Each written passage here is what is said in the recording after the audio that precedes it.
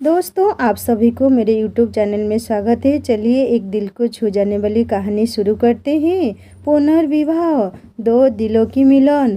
कहानी को शुरू से अंत तक सुनने के बाद लाइक शेयर सब्सक्राइब जरूर करना। अचानक बीना को एहसास हुआ कि वह तो बाप है, फिर भी 5 महीने के बेटे से 5 दिन की दूरी उससे सही नहीं जा रही है। लेकिन दीप्ति तो माँ है। 5 बरस जिस बेटे को उसने सीने से लगाकर पाला पोसा, उससे इतने महीनों वह किस तरह अलग रह पाई होगी। सचमुच वह कितना निर्दयी और छोटे दिल का है, जो एक मासूम को उसकी माँ से जुदा कर दिया।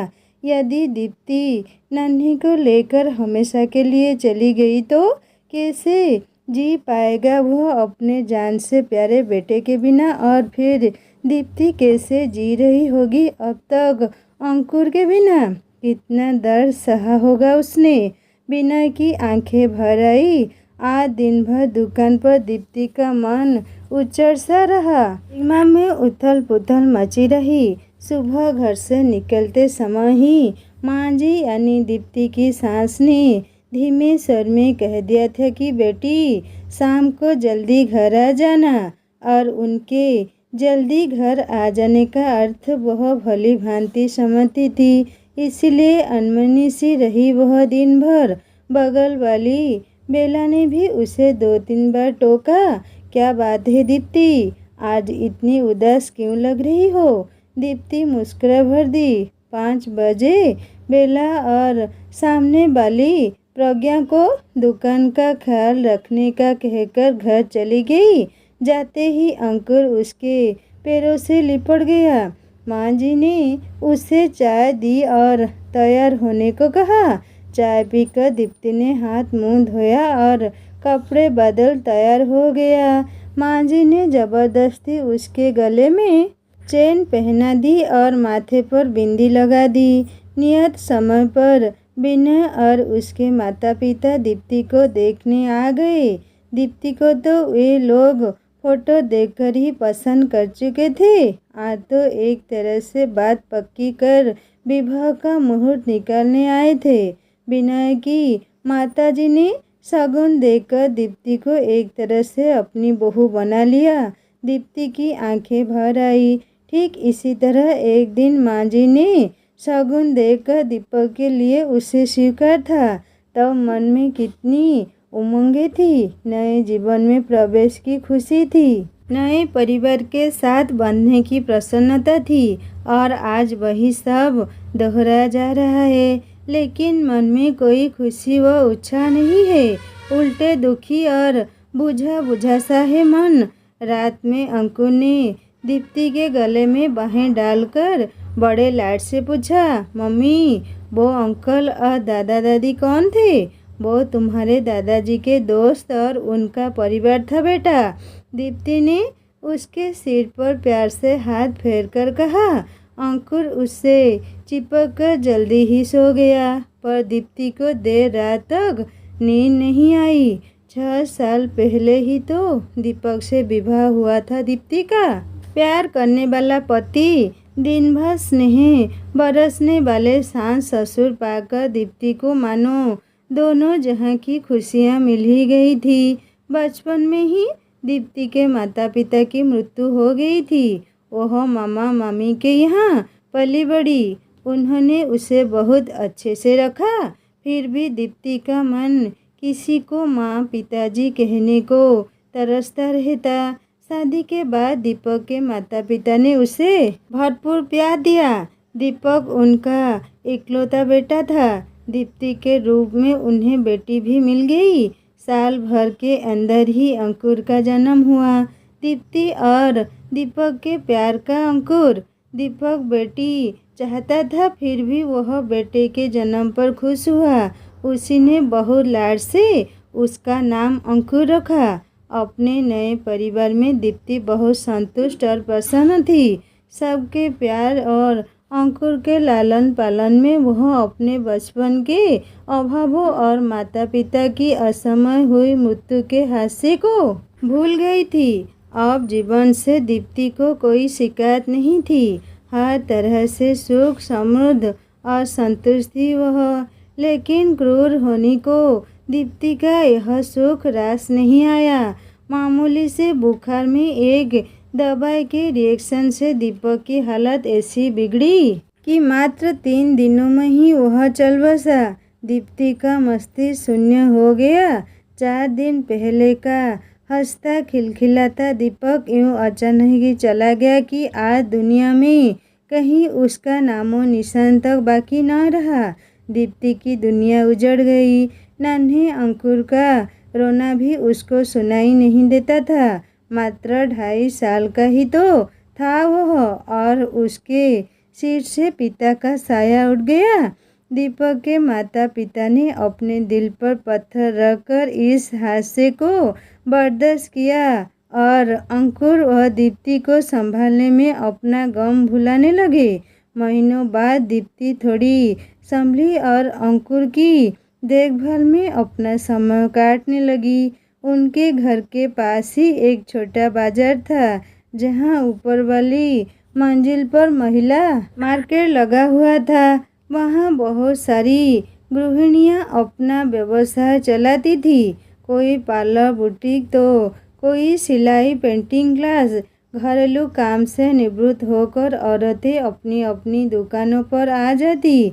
सब सहेलियां बैठी रहती, आपस में दुख सुख भी बांट लेती और कुछ रचनात्मक काम भी हो जाता। दीप्ति के ससुर जी ने भी उसे वहाँ एक दुकान दिलवा दी। दीप्ति नियम से अंकुर को स्कूल भेजकर दुकान पर आ जाती। दिन भर ग्राहकों में और आसपास की औरतों से बातें करने से बीत जाता। बिला और प्रज्ञा से तो उसकी अच्छी घनिष्ठता हो गई थी। अब वह फिर से सामान्य होने लगी थी। लेकिन माँ और पिताजी को उसके भविष्य की चिंता सताने लगी थी। वे उसके पुनर्विवाह के लिए लड़का ढूंढने लगे। उनकी चिंता भी स्वाभाविक ही थी, क्योंकि वह मात्र 26 साल की तो थी। अभी पहाड़ सी जिंदगी वह अकेले कैसे काटती। दीप्ति दोबारा विवाह करने के लिए बिल्कुल तैयार न थी, पर सास ससुर के तर्कों और याचना के आगे उसे झुकना पड़ा। 2-4 जगह खोज खबर के बाद उन्हें विनय और उसका परिवार बहुत अच्छा लगा। सारी बातें तय हो गई, विवाह की तिथि पक्की हो गई। तब एक दिन माँ ने बताया कि विनय अंकुर को अपनाने को तैयार नहीं है। दीप्ति पर तो मानो वज्रपात ही हो गया। उस मासूम से तो पिता का प्यार छीन ही लिया था किस्मत ने, और माँ भी छीन जाएगी। माँ, मैं यह विवाह नहीं करूँगी। मैं अंकुर से अलग नहीं रह सकती। विनय से कहिए, अगर मुझसे विवाह करना है तो मेरे अंकुर को भी अपनाना पड़ेगा, वरना इस रिश्ते में मुझे कोई दिलचस्पी नहीं है। दीप्ति ने साफ सपाट शब्दों में कह दिया। ऐसा मत बोल बेटी, हम हैं न अंकुर के साथ। सब जगह तुम्हारे विवाह की खबर हो चुकी है, और मुझे विश्वास है कि तुम अपने अच्छे व्यवहार से विनय का मन जीत लेगी, तो एक दिन वह अंकुर को अवश्य अपना लेगा। तब अंकुर को माँ पिता दोनों मिल जाएंगे। माँ ने दीप्ति को समझाया। बेबस दीप्ति माँ के तर्कों के आगे हार गई और उनके गले लगकर रो दी। अंकुर के बारे में सोचकर उसका कलेजा मुंह को आने लगा। 15 दिन बाद ही एक सादे समारोह में दीप्ति और विनय का विवाह हो गया। कुछ दिन विनय के माता पिता दोनों के साथ रहे, फिर वापस दिल्ली चले गए। दीप्ति नए घर, नए परिवेश और नए रिश्ते में अपने आप को ढालने का प्रयत्न करने लगी। विनय बहुत समझदार, प्यार करने वाला और ध्यान रखने वाला जीवन साथी था। दीप्ति बहुत खुश थी। बस यही बात रह रहकर उसे कचोटती रहती कि काश विनय उसकी ममता की तड़प को भी समझ पाता और अंकुर को भी अपना लेता। वैसे दीप्ति को इस बात की तसल्ली थी कि विनय उसी शहर में रहता था। उसके ऑफिस जाते ही घर के काम करके वो अपनी दुकान पर चली जाती। स्कूल से अंकुर को भी पिताजी दीप्ति के पास छोड़ जाते। दोपहर भर दीप्ति अंकुर के साथ समय बिता लेता, उससे लाड प्यार कर लेती। लेकिन शाम को जब वह वापस घर आने लगती तब अंकुर रुआंसा होकर उसका पल्लू पकड़ लेता। तब दीप्ति का कलेजा तार तार हो जाता। बड़ी मुश्किल से वह भरी आंखों से फिर मिलने का वादा कर उससे विदा लेती। रात भर अंकुर का रोता चेहरा उसके सामने घूमता रहता और वो सो नहीं पाती। कुछ महीने इसी तरह बीत गए। एक दिन दीप्ति को पता चला कि वह माँ बनने वाली है। विनय की खुशी का ठिकाना न रहा। वह दीप्ति का हर तरह से ख्याल रखता।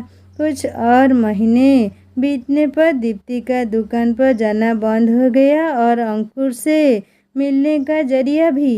कभी कभी माँ पिताजी अंकुर को दीप्ति के घर ले आते, पर रोज रोज तो यह संभव न था। उसका हृदय विकल रहता। नियत समय पर दीप्ति ने एक बेटे को फिर जन्म दिया। इस समय विनय के माता पिता उसके पास आ गए। जब नन्हा 3 महीने का हो गया तो वे लोग वापस चले गए दिल्ली। अब दीप्ति दिन भर नन्हे के देखभाल में लगी रहती। नन्हे की देखभाल के दौरान उसे हर पल अंकुर का लालन पालन याद आता और वह तड़प उठती। वह दोपहर में अक्सर नन्हे को सीने से लगाकर अंकुर की याद में रोती रहती। उसके मन में अंकुर के बचपन की स्मृतियाँ सजीव हो जाती। वह उसकी मासूमियत भरी बातें सुनने को तरस जाती। जीवन साथी मिलने और दोबारा माँ बनने के बावजूद वो अधूरी थी। विनय ऑफिस से आकर घंटों नन्हे के साथ खेलता रहता। रात में भी उठकर उसे संभालता, उसे घुमाने ले जाता। नन्हा अब 5 महीने का हो गया था। उसकी किलकारी से घर गूंजता रहता। नन्हे को वैक्सीन लगवाने के बाद दीप्ति घर लाई तो उसे बुखार हो गया। वह सारा दिन रोता रहता और चिड़चिड़ करता रहता। दीप्ति उसे संभालते संभालते बहुत थक गई थी। विनय, अगर आप इजाज़त दे तो मैं कुछ दिनों के लिए माँ के यहाँ हो आऊँ। वहाँ नन्हे की देखभाल भी ठीक से हो जाएगी। उसने विनय से पूछा। हाँ दीप्ति, हो आओ, तुम्हें भी थोड़ा आराम मिल जाएगा। बहुत थक गई हो तुम। मेरी चिंता मत करना, ऑफिस का कैंटीन बहुत अच्छा है, मैं वहीं खाना खा लिया करूँगा। विनय ने सहर्ष अनुमति दे दी। दीप्ति खुशी खुशी नन्हे को लेकर माँ के घर आ गई। नन्हे को सारा दिन माँ पिताजी संभाल लेते। दीप्ति पूरा समय अंकुर की देखभाल में बिताती। उसे नहलाना धुलाना खाना खिलाना सब वह करती। महीनों बाद अंकुर रात भर उससे लिपट कर सोया। वह उसे नई नई कहानियाँ सुनाती। दीप्ति बहुत खुश थी और उसकी ममता भी पूर्ण रूप से संतुष्ट थी। दीप्ति के जाने के बाद विनय जब शाम को घर आता तो घर उसे काटने को दौड़ने लगता। उसे दीप्ति और नन्हे की बहुत याद आ रही थी। देर रात तक वह टीवी देखकर मन बहलाता रहता। रात में सोता तो उसे नींद में भी लगता कि जैसे नन्हा रो रहा है या कुनमुना रहा है और वह चौंक कर जाग जाता। उसे न घर में न ही ऑफिस में चैन आ रहा था। ऑफिस में उसका मन काम में नहीं लगता और घर का सन्नाटा उसे खल रहा था। अचानक विनय को एहसास हुआ कि वह तो बाप है, फिर भी 5 महीने के बेटे से 5 दिन की दूरी उससे सही नहीं जा रही है। लेकिन दीप्ति तो माँ है। 5 बरस जिस बेटे को उसने सीने से लगाकर पाला पोसा, उससे इतने महीनों वह किस तरह अलग रह पाई होगी। सचमुच वह कितना निर्दयी और छोटे दिल का है, जो एक मासूम को उसकी माँ से जुदा कर दिया। यदि दीप्ति नन्हे को लेकर हमेशा के लिए चली गई तो कैसे जी पाएगा वह अपने जान से प्यारे बेटे के बिना? और फिर दीप्ति कैसे जी रही होगी अब तक अंकुर के बिना?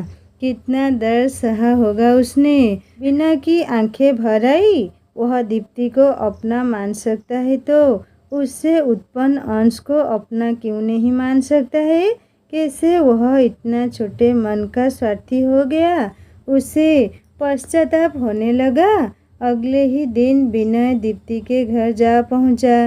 नन्हे को गोद में लिए दीप्ति अंकुर को मान मनोहार करके खाना खिला रही थी। उसके चेहरे पर ममत्व की एक अलग ही चमक झिलमिला रही थी। विनय ने उसे इतना प्रसन्न कभी नहीं देखा था। वह मुग्ध होकर दीप्ति को देखता ही रह गया। आज तक उसने एक माँ से यह गौरवमयी आंतरिक प्रसन्नता छीन रखी थी। वह ग्लानि से भर उठा। विनय पर नजर पड़ते ही दीप्ति का चेहरा बुझा सा गया और अंकुर ने भी सहम कर उसका आंचल पकड़ लिया। विनय ने मुस्कुराकर अंकुर के सिर पर हाथ फेरा तो वह दीप्ति से सटकर खड़ा हो गया। तुम्हारे बिना घर बहुत सुना सुना लग रहा है दीप्ति। अब तो नन्हे की तबीयत भी ठीक है, चलो घर चले। विनय ने दीप्ति से कहा। आप माँ को ले जा रहे हैं? अंकुर की आंखों में आंसू भर आए। केवल माँ को ही नहीं बेटा, आपको भी घर ले जाने आया हूँ। अब से आप भी माँ के साथ ही रहेंगे। विनय ने प्यार से कहा। सच अंकल? अंकुर प्रसन्न हो गया। अंकल नहीं बेटा, पापा बोलो बेटा, पापा, मैं तुम्हारा पापा हूँ। विनय ने उसे गोद में उठाकर प्यार से कहा। दीप्ति आश्चर्य से विनय की ओर देख रही थी। मुझे माफ़ कर दो दीप्ति, मैं बहुत स्वार्थी था। आज तक मैंने माँ बच्चे को एक दूसरे से अलग रखा। मैं तुम्हारा अपराधी हूँ। नन्हे से अलग होकर मुझे अपने बच्चे से दूर रहने के दर्द का एहसास हुआ। मैं अपने दोनों बेटों को घर ले जाना चाहता हूँ। नन्हे के बिना मैं 4 रात नहीं रह सका। तुम अंकुर के बिना साल भर तक कैसे रह पाई होगी? बस अब तुम्हें और तकलीफ नहीं दूंगा।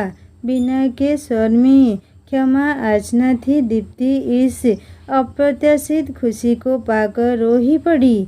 मैंने कहा था ना बेटी, एक दिन सब ठीक हो जाएगा। माँ और पिताजी कमरे में आते हुए बोले। अंकुर विनय के गले से लिपट गया। नन्हे को सीने में लगाकर दीप्ति यह दृश्य देखकर वो विभोर हो गई। आज उसे लग रहा था उसका परिवार पूरा हो गया। दोस्तों, माँ और बच्चे का रिश्ता आंसू और आँख के रिश्ते की तरह है। कहानी कैसी लगी मुझे ज़रूर कमेंट करके बताएगा और अच्छी लगी तो सब्सक्राइब करके बेल आइकन दबा देना। और एक नई कहानी जल्दी लेकर आऊँगा। नमस्ते।